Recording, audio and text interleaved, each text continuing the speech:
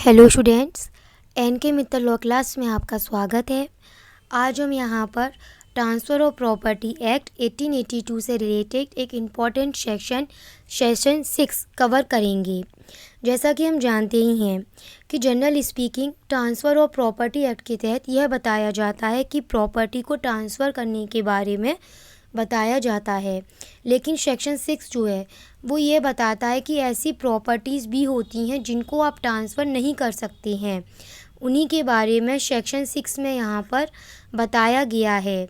Section 6 में जो है ए से लेकर आई तक, सेक्शन 6 में ए से लेकर आई तक ऐसी प्रॉपर्टीज़ के बारे में बताया गया है जिनको ट्रांसफ़र नहीं किया जा सकता है। सबसे पहला पॉइंट आएगा इसमें ए में स्पेस सक्सेशन। इसका मतलब होता है उत्तराधिकार की संभावना या वारिस या फिर वसीयत संपदा की संभावना। मैं बहुत सिंपल समझाती हूँ। The chance of an heir apparent succeed to the state. Suppose करो फॉर एग्ज़ाम्पल, अगर एक फादर हैं, उनकी एक प्रॉपर्टी है और वो अभी भी जीवित हैं और उनका एक बेटा है बी। यहाँ पर जो बेटा है बी, उसको यह लगता है कि उसके फादर के बाद यह प्रॉपर्टी उसी के उत्तराधिकार में आएगी। अब वो यह मानते हुए, मतलब अभी संभावना है केवल, वो उस प्रॉपर्टी को सी को ट्रांसफ़र कर देता है, तो ऐसा ट्रांसफ़र वॉइड माना जाएगा क्योंकि उत्तराधिकार की संभावना ट्रांसफ़र नहीं हो सकती है। या फिर अगर कोई व्यक्ति यह मानता है कि उसे कोई प्रॉपर्टी वसीयत से मिल सकती है, अभी मिली नहीं है, केवल संभावना है मिलने की, वो ऐसी प्रॉपर्टी को ट्रांसफ़र करता है, तो ऐसा ट्रांसफ़र वॉइड होगा। या फिर कोई व्यक्ति अगर सपोज़ करो वो ये सोचता है कि वो लॉटरी में जो पैसा जीतेगा, उसे लगता है कि वो लॉटरी में पैसा जीत सकता है, तो इस प्रकार की संभावना को, इस प्रकार के पैसे को ट्रांसफ़र करना भी, इनको आप ट्रांसफ़र नहीं कर सकते। It can not be transferable. B point आता है इसमें a mere right of re entry. बहुत सिंपल, पहले आप ये समझिए, अगर सपोज़ करिए एक प्रॉपर्टी है,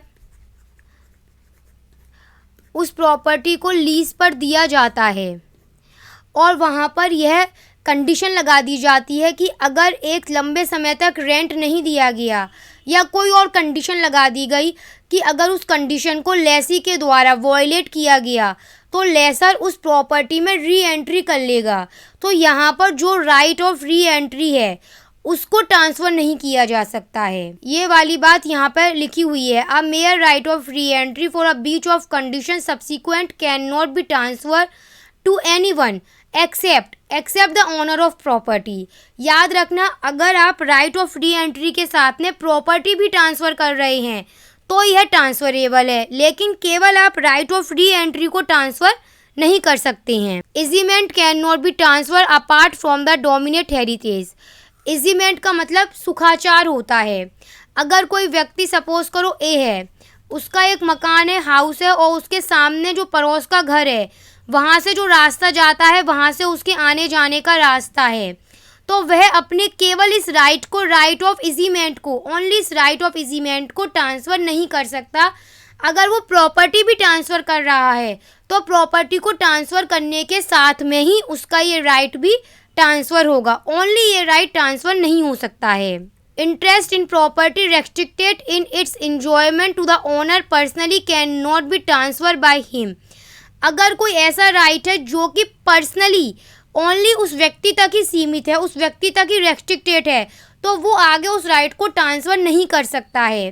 फॉर एग्ज़ाम्पल समझ लीजिए, अगर ए और बी दो फ्रेंड हैं, ए के पास अपना एक मकान है, उसने वह मकान बी को दिया था क्योंकि बी के जो बहन है, सिस्टर हैं, उनकी मैरिज है और उसमें जो भी गेस्ट आते, उन गेस्ट को रुकने के लिए वो दिया गया था, तो ओनली वो गेस्ट के रुकने के पर्पस के लिए ही बी को दिया गया था।